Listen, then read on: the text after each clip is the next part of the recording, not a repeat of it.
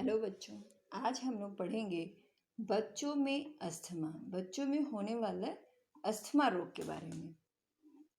कई लोगों को लगता है कि अस्थमा जो है एक ऐसी समस्या है जो बच्चों को नहीं हो सकती है, लेकिन बच्चों को अन्य रोगों की तरह अस्थमा भी हो सकता है।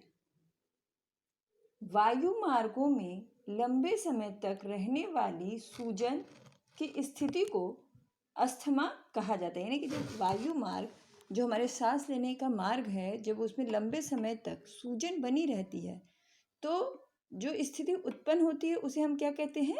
अस्थमा रोग। अस्थमा रोग कहते हैं। बाहरी एलर्जी और जलन करने वाले तत्व जब सांसों के जरिए अंदर जाती है, यानी कि जब सांस लेने के साथ जो बाहरी पदार्थ होते हैं जो हमारे शरीर में जलन उत्पन्न करते हैं और एलर्जी उत्पन्न करते हैं, जब वो हमारे शरीर में जाते हैं तो वह फेफड़ों में संवेदनशीलता को बढ़ा देते हैं। यानी हमारे जो सांस के द्वारा जो भी चीज़ें अंदर जाती हैं, ज्वलनशील हो या एलर्जी उत्पन्न करने वाली, तो वो क्या करती हैं? फेफड़ को बहुत ज़्यादा संवेदनशील बना देती हैं, जिनकी वजह से वायु मार्गों में सूजन आ जाता है। जिनके द्वारा क्या होता है? सांस लेने का जो मार्ग होता है उसमें क्या हो जाता है? सूजन आ जाता है। प्रदूषण व अन्य जलन पैदा करने वाले पदार्थों पर जब प्रतिरक्षा तंत्र प्रतिक्रिया करता है, यानी कि हमारे शरीर में जो रोगों से लड़ने की क्षमता होती है, जो प्रतिरक्षा तंत्र होता है जो रोगों से लड़ता है, उसमें और उन पदार्थों में जो हम सांस द्वारा लेते हैं अपने अंदर ज्वलनशील पदार्थ, उनमें जब क्रिया होती है तो इसके परिणाम स्वरूप बच्चों में अस्थमा हो जाता है। तो इसके परिणाम स्वरूप क्या होता है? अस्थमा। यानी कि जब लंबे समय तक हम इन पदार्थों को अपने अंदर लेते हैं तो हमारे शरीर में जो रोग से लड़ने की क्षमता होती है, जो तंत्र होता है जो उससे लड़ाई करता है, उससे परिणाम स्वरूप काफ़ी समय से जब वो लड़ता है तो उसके परिणाम स्वरूप क्या होता है? हमारे सांसों के मार्ग में, श्वास नलिकाओं में जो है सूजन हो जाता है, जिसके परिणाम स्वरूप अस्थमा रोग हो जाता है। 12 महीने से कम उम्र के शिशुओं के लिए यह गंभीर स्थिति, यानी कि 12 साल से कम का बच्चा होता है तो ये स्थिति जो है बहुत ही अधिक गंभीर होती है। बच्चों में अस्थमा एक गंभीर समस्या है। इसका समय रहते इलाज ना किया जाए तो एक घातक समस्या बन जाता है। ये एक बहुत बड़ी बीमारी है। अगर इसका समय रहते इलाज नहीं हुआ तो ये बहुत आगे चल के जो बहुत बड़ा बीमारी का कारण बन सकती है। फिर नेक्स्ट है कि अस्थमा श्वास की सबसे आम बीमारियों में से एक है। यह बड़ों के साथ साथ शिशुओं और बच्चों को भी प्रभावित कर सकती है। हालांकि उचित देखभाल और चिकित्सकीय सहायता से बच्चों के लिए एक स्वस्थ जीवन शैली सुनिश्चित किया जाता है। यानी कि अगर उचित देखभाल किया जाए, डॉक्टरों से दिखाया जाए तो एक स्वस्थ जीवन जी सकते हैं। ऐसे बच्चे जो हैं एक स्वस्थ जीवन जी सकते हैं। सबसे पहले आता है हमारा कि अस्थमा क्या है। अस्थमा वास्तव में अस्थमा जो है ये क्या है, कैसा रोग है? तो अस्थमा एक श्वास की बीमारी है जिसमें श्वास नलियों में सूजन आ जाती है और जिसके परिणाम स्वरूप सांस लेने में तकलीफ होने लगती है। क्या होता है कि जब बाहरी ज्वलनशील पदार्थ जो है हमारे शरीर के अंदर जाते हैं तो हमारे शरीर में जो प्रतिरक्षा तंत्र है, यानी कि रोगों से लड़ने वाली जो पूरी प्रणाली है, उससे लड़ती है, जिसके परिणाम स्वरूप जो सांस लेने की नलिका है उसमें सूजन आ जाती है। जो जब सूजन आ जाती है तो उसका मार्ग जो है वो पतला हो जाता है, सकरा हो जाता है। जैसे कि अगर ये मार्ग है और इस मार्ग पे, अगर ये मार्ग है, श्वास नलिका है और इस मार्ग पर सूजन आ जाने से ये जगह जो है क्या हो गई? कम हो गई। यह रास्ता क्या हो गया? कम हो गया। अंदर की तरफ सूजन हो गई तो ये रास्ता कम हो गया। अब इस कम रास्ते से जब हम सांस लेंगे तो क्या होगा? हमें सांस लेने में तकलीफ होगी। शरीर में विभिन्न प्रतिरक्षा प्रतिक्रियाएं जो पर्यावरण के प्रदूषकों, कौन कौन से प्रदूषक होते हैं? जैसे धूल, तंबाकू के धुएं या किसी अन्य तरह का कोई धुआं हो से उत्पन्न होती है। यह अस्थमा का कारण भी बन सकती है। अस्थमा और एलर्जी एक दूसरे से जुड़े होते हैं, यानी अस्थमा और एलर्जी दोनों में आपस में काफ़ी संबंध होता है। अक्सर देखा गया है कि वैसे लोग जिनका वायु मार्ग संवेदनशील है, यानी कि सांस लेने की नलिका जो है जिसके द्वारा हम सांस लेते हैं, अगर वह बहुत अधिक संवेदनशील है तो वैसे लोग अस्थमा से पीड़ित होते हैं। शिशुओं में बड़े बच्चों और वयस्कों की तुलना में वायु मार्ग जो है छोटा होता है, यानी कि बच्चों में क्या होता है, ये वायु मार्ग जो है जिसके द्वारा वायु हमारे फेफड़ों तक पहुंचती है वो काफ़ी सकरा होता है, काफ़ी पतला होता है। तो वायरल संक्रमण बलगम छोटे वायु मार्ग से आसानी से अवरुद्ध हो जाते हैं, जिससे सांस लेने में कठिनाई होती है। यानी कि जब हम सांस लेते हैं तो ये जो है काफ़ी पतला होने के कारण इसमें अवरुद्ध होकर रुक जाता है। इन नलिकाओं के बीच में जो है बलगम और संक्रमण जो है रुक जाता है, जिसके कारण अस्थमा रोग होता है। नेक्स्ट हेडिंग क्या है हमारी, बच्चों में अस्थमा कितना आम है, यानी कितना आम है, कितने सारे बच्चों को हो सकता है। अस्थमा 10 से 12% बच्चों को प्रभावित कर सकता है, और यह आंकड़े कितने से कितने, 10 से 12% तक के बच्चों को प्रभावित कर सकता है। और यह आंकड़े बढ़ते ही जा रहे हैं, यानी कि दिन पर दिन जैसे जैसे प्रदूषण बढ़ता जा रहा है, ये आंकड़े जो है बढ़ते ही जा रहे हैं। आमतौर बच्चों को 5 वर्ष की आयु में अस्थमा होने की शुरुआत होती है। जनरली देखा गया है कि 5 साल की उम्र में जो है अस्थमा की शुरुआत जिन बच्चों में होनी होती है शुरू हो जाती है। हालांकि इसका निदान बाद में नहीं हो सकता। अस्थमा बच्चों में एक क्रॉनिक बीमारी के कारण बन सकता है, यानी कि एक भयानक बीमारी का यह जो है अस्थमा कारण बन सकता है। फिर नेक्स्ट हेडिंग क्या है हमारा, बच्चों में अस्थमा के कारण, यानी कि किन कारणों से बच्चों में अस्थमा होता है। वैसे तो अस्थमा का कोई सही कारण पता नहीं है कि किस वजह से, वास्तव में किस वजह से होता है, किंतु फिर भी कुछ संभावित कारण हैं जिनके द्वारा जो देखा गया है कि जनरली अस्थमा रोग होता है। इसमें सबसे पहला कारण है एलर्जी के कारण। एलर्जी के कारण अस्थमा में इम्यून सिस्टम अत्यधिक संवेदनशील हो जाता है, यानी कि जब अगर किसी चीज़ से हमें एलर्जी है तो हमारा इम्यून सिस्टम जो है काफ़ी लड़ते लड़ते काफ़ी कमज़ोर हो जाता है। यदि किसी बच्चे को एलर्जिक अस्थमा है, यानी कि एलर्जी से उत्पन्न होने वाली अस्थमा है, तो उसे कुछ चीज़ों से एलर्जी हो सकती है, यानी कुछ चीज़ों से, चाहे वो धूल हो, खाने की चीज़ों हो, या किसी अन्य पदार्थ, कोई अन्य पदार्थ हो, उससे एलर्जी हो सकती है। बच्चों में एलर्जी का कारण भिन्न भिन्न होता है, जिनमें से कुछ बच्चों को सामान्य पराग का मतलब पराग, यानी कि जो फूलों में पाए जाते पराग कण हैं वो, या फिर धूल के कण, या पालतू जानवर के जो फर होते हैं या बाल होते हैं उनके कारण बहुत लोगों को एलर्जी होती है। नेक्स्ट है हमारा श्वसन तंत्र में संक्रमण।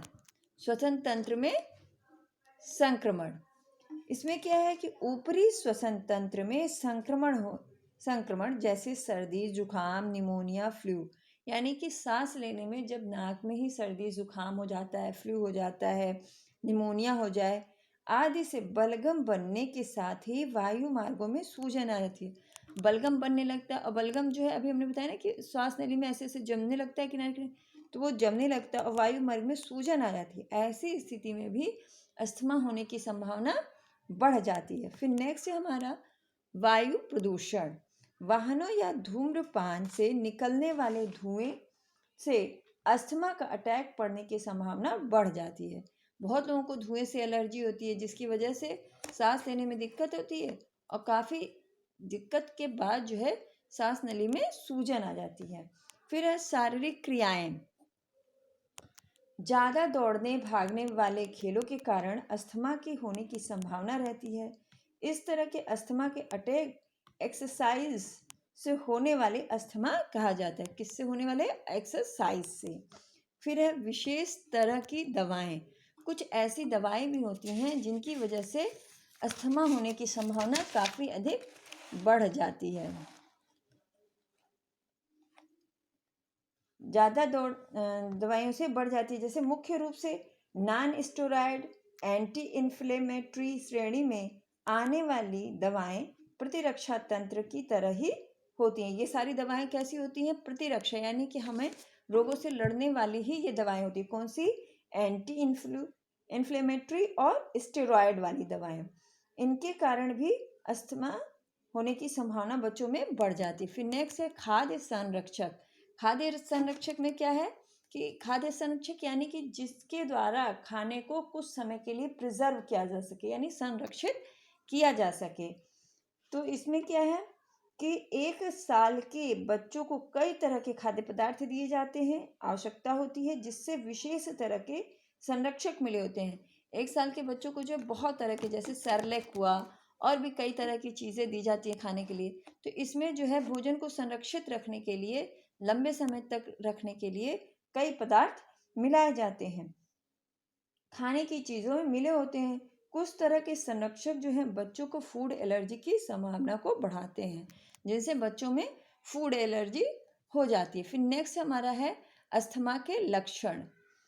अस्थमा के लक्षण में है कि अक्सर माता पिता ये परेशान रहते कि उन्हें पता ही नहीं कि वो कैसे जाने कि उनके बच्चे को अस्थमा है या नॉर्मल सर्दी जुकाम है। तो सबसे पहला लक्षण है जल्दी जल्दी सांस लेना।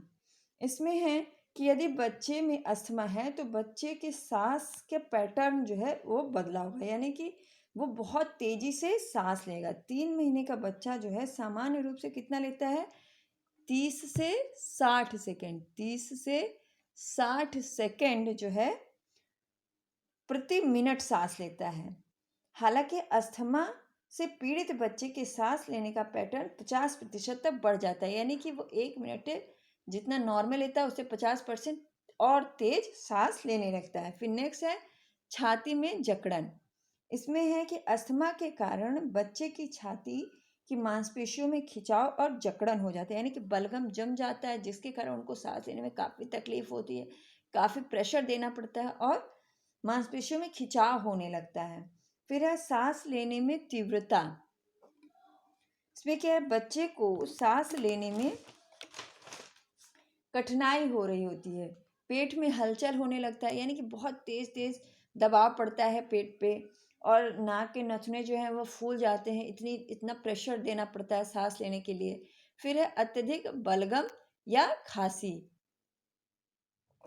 इसमें क्या है कि इस समस्या के कारण बच्चे को अतिरिक्त अनियंत्रित रूप से खांसी हो सकती है, यानी कि बहुत ज़्यादा अचानक से बहुत ज़्यादा खांसी आने लगती है, जिस पे कोई नियंत्रण नहीं होता, उसको रोका नहीं जा सकता है। फिर शाम के समय या रात के समय यह ज़्यादा होता है, यानी कि शाम जैसे जैसे शाम बढ़ती जाती है खांसी और ज़्यादा होने लगती है, रात होते होते और ज़्यादा हो जाती है। फिर नेक्स्ट है घबराहट की आवाज़। इसमें क्या है कि अस्थमा से ग्रसित बच्चा सांस लेते समय घबराहट की आवाज कर सकता है। यह आवाज सांस लेने के कारण होती है, यानी कि जब तेज तेज से सांस लेता है तो उसके शरीर से बहुत अजीब सी आवाजें मुंह से निकलने लगती हैं। फिर भोजन करने में कठिनाई। फिर नेक्स्ट हमारा भोजन करने में कठिनाई।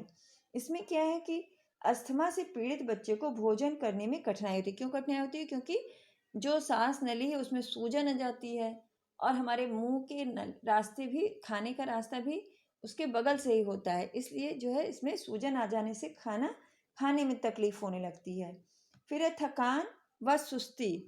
थकान व सुस्ती, इसमें क्या है कि बच्चे से अस्थमा से संक्रमित बच्चा सामान्य से कम क्रियाशील होता है, यानी सामान्य बच्चे से कम क्रियाशील होता है, वो थोड़े से में ही थकावट महसूस करने लगता है। फिर नेक्स्ट है हमारा रोने की हल्की आवाज। इस समस्या के कारण बच्चे की रोने की आवाज जो है हल्की निकलती है, या सामान्य बच्चे की तुलना में रोना हल्का हो जाता है, क्योंकि ये बहुत कमजोर हो जाते हैं, बहुत तेज तेज नहीं चिल्ला पाते, बहुत ज्यादा नहीं रो पाते हैं। फिर नेक्स्ट है हमारा नीली या पीली त्वचा या नाखून, यानी कि इसमें रक्त में जो है ऑक्सीजन कम हो जाता है। क्यों ऑक्सीजन कम हो जाता है? क्योंकि बच्चे को सांस लेने में दिक्कत होती है, और सांस के द्वारा ही ऑक्सीजन जो है हमारे रक्त में मिलता है। तो जब रक्त में ऑक्सीजन कम हो जाता है तो नाखून तथा त्वचा जो है नीले या पीले पड़ जाते हैं। नेक्स्ट हेडिंग है बच्चों में अस्थमा के कारण होने वाली आपातकालीन समस्याएं। अस्थमा का प्रभाव हल्का, मध्यम या गंभीर हो सकता है। हल्के अस्थमा में शिशु सामान्य महसूस कर सकता है, लेकिन हालांकि मध्यम या गंभीर अवस्था के प्रभाव शिशु में कुछ निम्नलिखित लक्षण दिखाई देते हैं। यानी जब अस्थमा जो है बहुत तेज हो जाता है, जब इसका अटैक बहुत तेज हो जाता है तो कुछ लक्षण दिखाई देते हैं। जैसे पहला है सांस की दर बढ़ जाना, यानी इसकी सांस की दर, यानी सांस जो है बहुत तेजी से लेने लगना। लगभग रात को सोते समय ये क्या हो जाता है, 40% तक बढ़ जाता है। 40% सांस जो है लेने की तीव्रता जो है रात में बढ़ जाती है। फिर छाती फूलने लगती है। फिर तीसरा है कि त्वचा का रंग में बदलाव आ जाता है, जैसे अभी हमने पढ़ा कि नीला तथा पीला हो जाता है। दूध पीना तथा चूसने में बंद कर देता है, यानी कि दूध पीना बंद कर देता है बच्चा। और एकदम छोटा बच्चा है शिशुअवस्था में तो वो चूसना माँ का दूध बंद कर देता है। नथुने फूल जाते हैं, रोने की आवाज़ हल्की हो जाती है।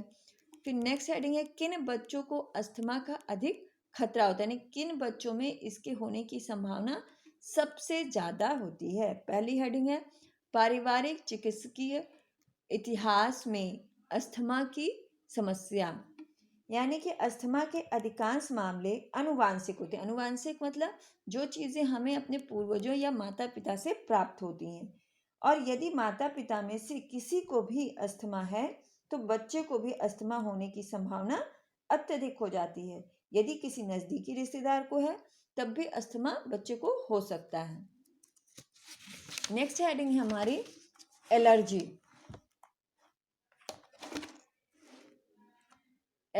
नेक्स्ट है एलर्जी। यदि बच्चे को हवा में उत्पन्न होने वाले कणों जैसे धूल कण या पराग कण जो पौधों से निकलते हैं या फफूंदी, इसे एलर्जी है तो उसे अस्थमा की संभावना अधिक हो सकती है। लगभग 60% से अधिक मामलों में एलर्जी से अस्थमा होता है, यानी लगभग 60% लोग ऐसे हैं जिनको एलर्जी से अस्थमा, कितना, 60%, ठीक है, ऐसे हैं जिनको एलर्जी से अस्थमा है।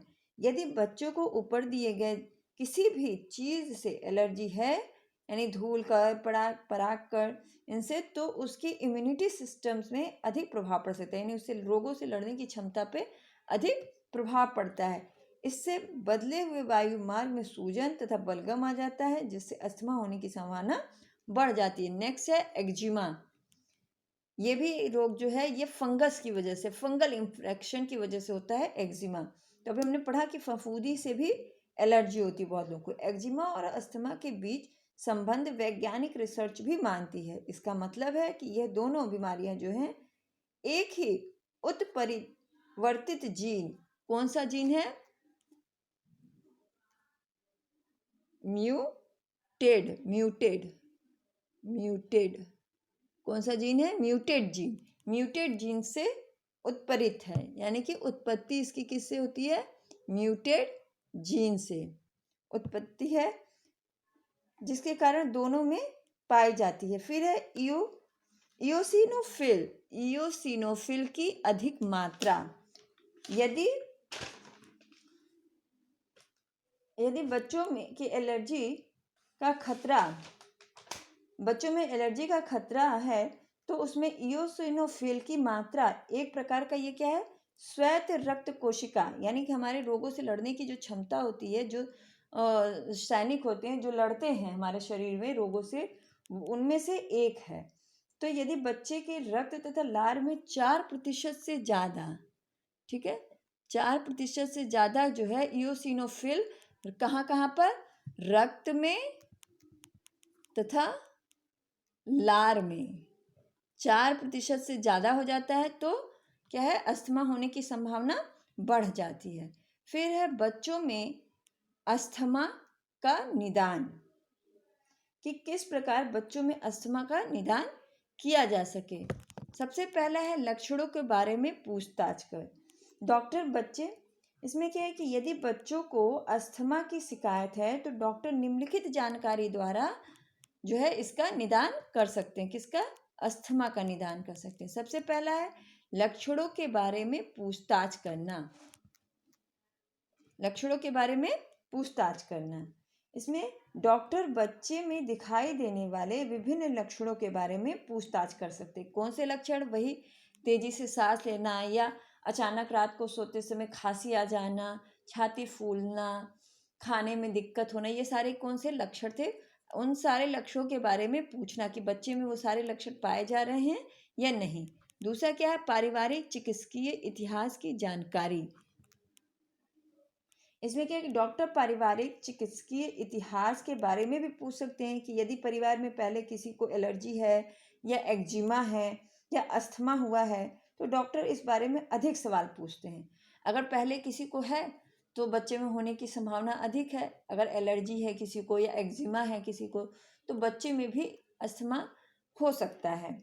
फिर नेक्स्ट है सीने का एक्सरे। सीने का एक्सरे, इसमें है कि डॉक्टर जो है ब्रोंकियोल्स में किसी प्रकार की रुकावट या टिश्यू, सूजन या बलगम के जमाव की जांच करने के लिए बच्चे के सीने का एक्सरे कराता है। यानी कि कहीं कोई सूजन तो नहीं है बच्चे के गले में, या जो है कोई रुकावट तो नहीं है, बलगम तो नहीं जम रहा है।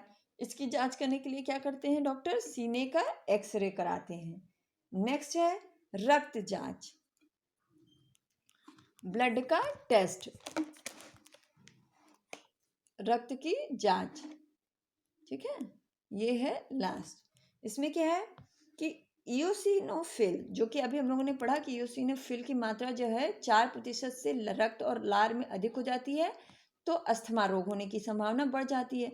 तो कैसे पता चलेगा कि इयोसिनोफिल की मात्रा जो है रक्त में ज़्यादा है? टेस्ट द्वारा, रक्त की जांच द्वारा।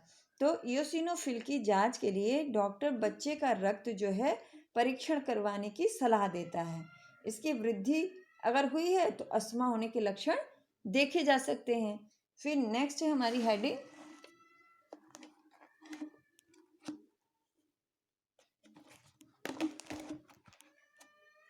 बच्चे में अस्थमा का उपचार। अस्थमा के लिए कोई इलाज नहीं है। इस समस्या में केवल बीमारी के लक्षण को कम करने में मदद मिलती है। बच्चे को दवा देने की निम्न तरीके हैं। इस बीमारी को जो है ठीक नहीं किया जाता, यानी कि अगर एक बार बच्चे में ये बीमारी हो गई, अस्थमा रोग हो गया, तो उसे फिर ठीक नहीं किया जा सकता। क्या किया जा सकता है दवा से? सिर्फ उसको थोड़ा कम किया जा सकता है। यानी कि जो सांस लेने में जो तकलीफ है उसको कम किया जा सकता है, जो खांसी है उसको कम किया जा सकता है। यानी कि उसके लक्षण जो हैं वो उतने भयानक ना हो, उतने गंभीर ना हो, इसके लिए सिर्फ दवा दी जाती है कि वो कुछ हद तक कम हो जाए। उसे पूरी तरीके से अस्थमा रोग को ठीक नहीं किया जा सकता दवा के द्वारा। कौन कौन सी उपचार हैं? नेबुलाइजर, ये एक तरह की मशीन होती है जिसमें दवा डाल दी जाती है और मुंह और नाक के द्वारा बच्चे को सांस द्वारा अंदर भेजा जाता है। फिर है ड्राई पाउडर इनहेलर, इसमें कैप्सूल होता है जिसको कैप्सूल के को जो है पंप में डाल देते हैं और जो उसकी नली होती है इस तरीके का होता है। ये इसकी जो नली होती है ये मुंह में डालकर यहाँ पंप किया जाता है। यहाँ कैप्सूल डाल दिया जाता है और यहाँ से पंप किया जाता है। तो ये मुंह में डालकर जो है ये हो गया, हाँ, मुंह में डाल के यहाँ से जब पंप किया जाता है तो ये इनहेलर के द्वारा दवा जो है मुंह में जाती है और आराम मिलता है। फिर है नेक्स्ट मेटर्ड डोज इनहेलर, ये भी इसी की तरह से होता है जैसे ड्राई पाउडर इनहेलर है कि इसमें कैप्सूल डाल करके प्रेशर देने पे मुंह में दवा जाती है। ये भी इसी तरीके से दवा को अंदर भेजने का एक तरीका है। फिर नेक्स्ट है इंजेक्शन। इंजेक्शन के द्वारा भी दवा को शरीर में इंजेक्ट किया जाता है जिससे कि सांस लेने में या अन्य जो भी लक्षण हैं अस्थमा रोग के उसको कुछ हद तक कम किया जा सके, कुछ तकलीफ जो है उसकी कम की जा सके। फिर नेक्स्ट है हमारा बच्चों में अस्थमा के लक्षणों को कम करने के सुझाव, यानी कि क्या किया जाए जिससे अस्थमा के जो लक्षण हैं हमारे शरीर में वो कम हो जाए, जो तकलीफ है वो कम हो जाए। किस तरीके से हम बच सकते हैं कि ये इसकी स्थिति जो है बहुत गंभीर ना हो, बहुत ज़्यादा प्रॉब्लम ना हो बच्चों को। तो पहले ही हम क्या प्रिकॉशन लें, कौन कौन सी चीज़ें करें ताकि ये स्थिति खराब ही बच्चे में ना होने पाए। तो इसके लिए पहला है माता पिता को हमेशा एक चिंता रहती है कि अस्थमा के प्रभाव को कैसे कम करें। तो बच्चों को अस्थमा के लक्षणों को कम करने के पहला क्या उपाय है? बच्चों को अस्थमा के प्रभाव छोड़ने वाली चीज़ों को दूर रखें। कौन कौन सी चीज़ है जो कि बच्चों के ऊपर अस्थमा के लक्षण छोड़ती है? धुआं, धुआं, जानवरों के बाल,